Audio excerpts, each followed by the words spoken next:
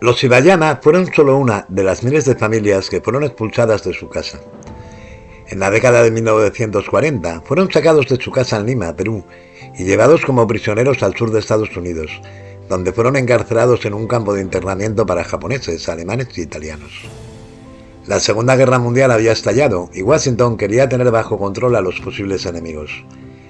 El hecho de que los hermanos Isamu Kenichi y Takeshi Sugiyama hubieran nacido en Perú y por lo tanto tuvieran la nacionalidad peruana no importaba para la política bélica americana que coordinó Estados Unidos con los países latinoamericanos.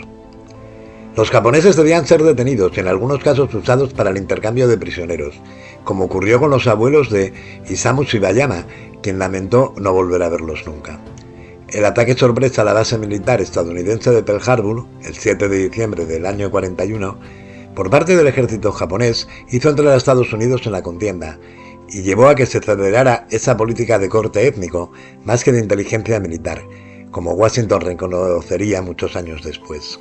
Sin duda alguna, Pearl Harbor fue el detonante que hizo que las comunidades de origen japonés, no solamente de Estados Unidos, sino de toda América Latina, fueran consideradas como enemigas.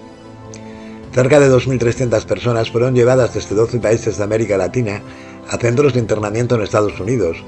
Se trató de Bolivia, Colombia, Costa Rica, Ecuador, El Salvador, Guatemala, Haití, Honduras, Nicaragua, Panamá, Perú y República Dominicana, según una investigación del gobierno de Estados Unidos de 1982. El 80% de ellos procedía de Perú.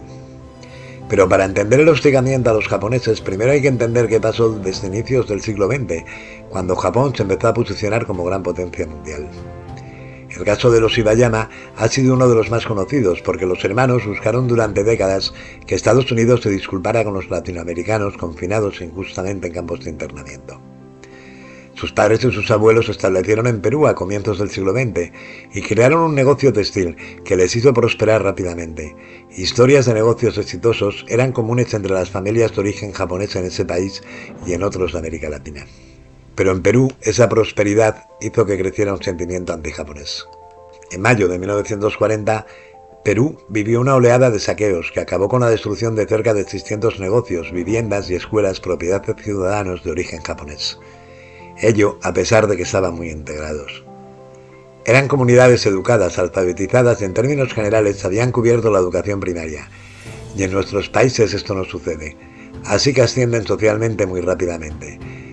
Y empiezan a formar sus pequeños y grandes negocios de manera exitosa.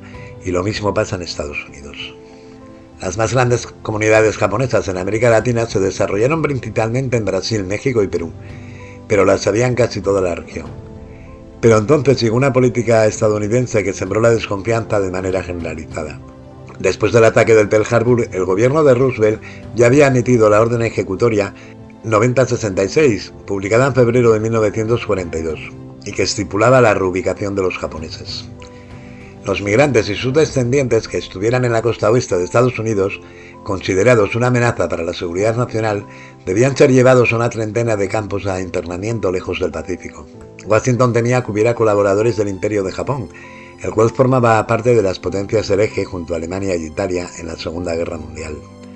Calculaban que habría sabotajes en su territorio o ataques al Canal de Panamá, administrado entonces por Estados Unidos.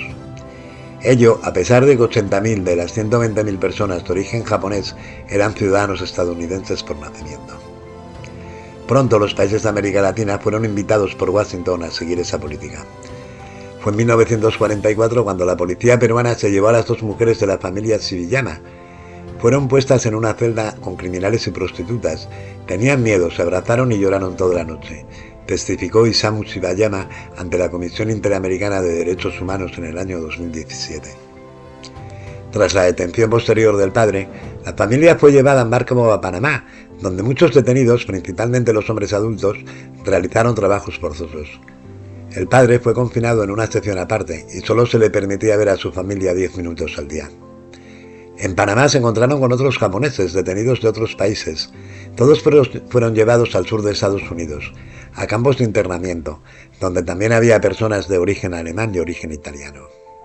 Los campos de internamiento en suelo estadounidense no eran campos de exterminio, ni en ellos había violencia como en los de la Alemania nazi, pero sí eran centros de detención, en los que se internaban familias enteras, incluidos muchos niños, por su origen étnico y por no haber sido hallados culpables de nada. El de Crystal City, una pequeña localidad del sur de Texas, ha sido uno de los más documentados. Allí fueron llevados casi todos los 2.300 ciudadanos de origen japonés de América Latina, de los cuales unos 1.900 eran de Perú.